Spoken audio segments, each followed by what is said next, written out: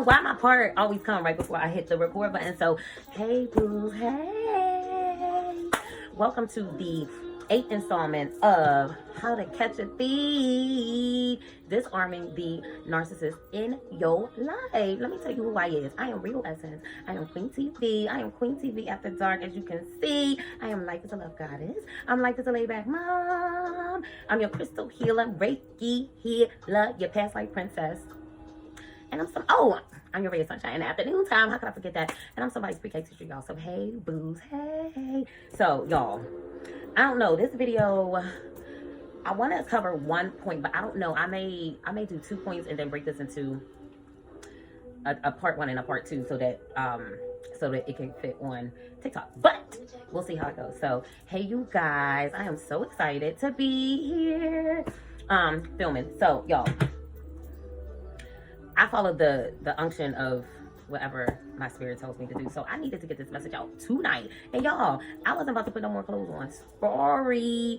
So I got my little pillow because you know, I don't want to be giving y'all too much and it distracting the message, or I have some raggedy person talking trash. You know what I'm saying? So anyway, you guys, welcome to the 8th installment of How to Catch a Thief. So tonight we are talking about, which brings me my comment about people just talking crazy. That brings us to this message: crazy-making conversations, right? So as your 8th tool to de-arm the narcissist in your life, I want to talk about crazy-making conversations, right? Or food salad, or not food oh my god, not food salad, word salad, and gaslighting. Okay, so these are all tactics that the narcissist uses to basically scramble your brain, right? Scramble your brain and totally and completely emotionally exhaust you, to drain you, right? And I really, really, really want to encourage you guys to not contend with the crazy making conversations, okay?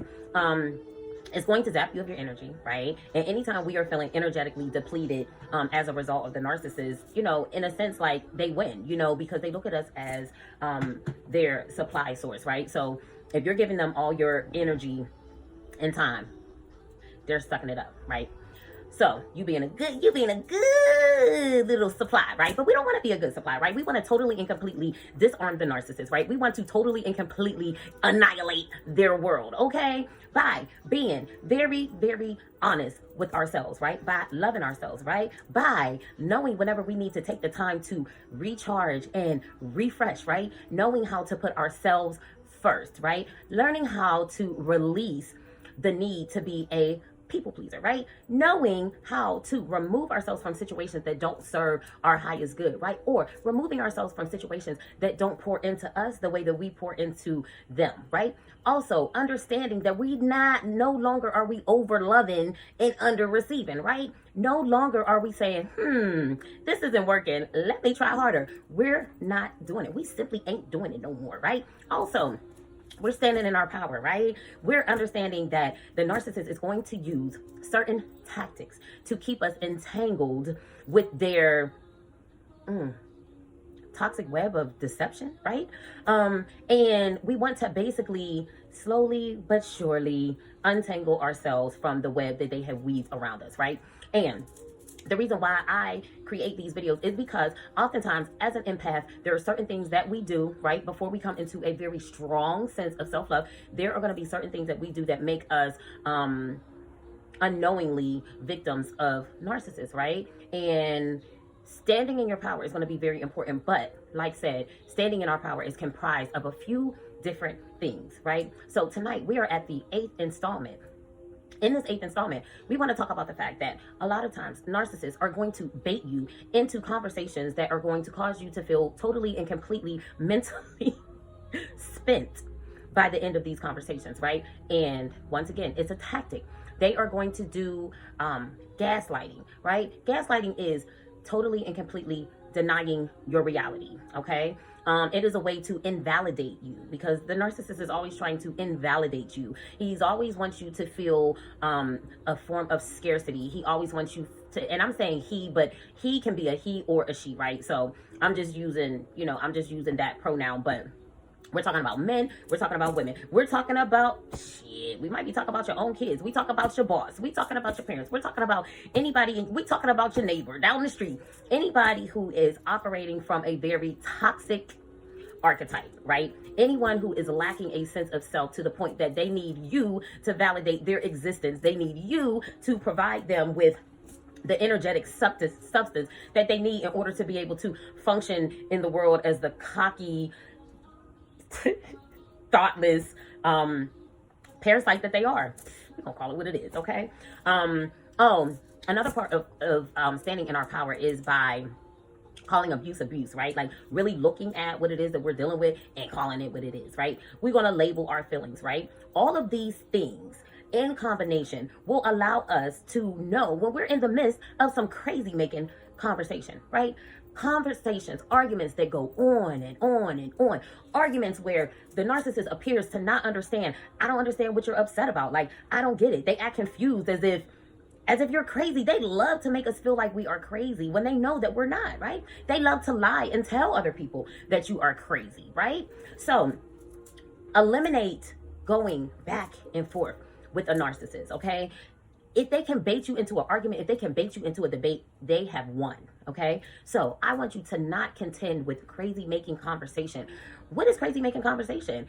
Anything that at the end of the conversation, you feel drained, you feel confused, you feel bamboozled. Like my ex-husband, like I'm a talker, right? So I love to sit and talk and, debate, a good, actually, I don't like debates. I like to sit and have good intellectual conversations, and I would find myself in these conversations with him. They weren't necessarily arguments per se, but they would go on and on and on for like hours, right? Or you find yourself, you know that in the discussion or in the argument or in the debate, or if you bring something to them that needs to be addressed, at the beginning of the conversation, that you have a valid point, right?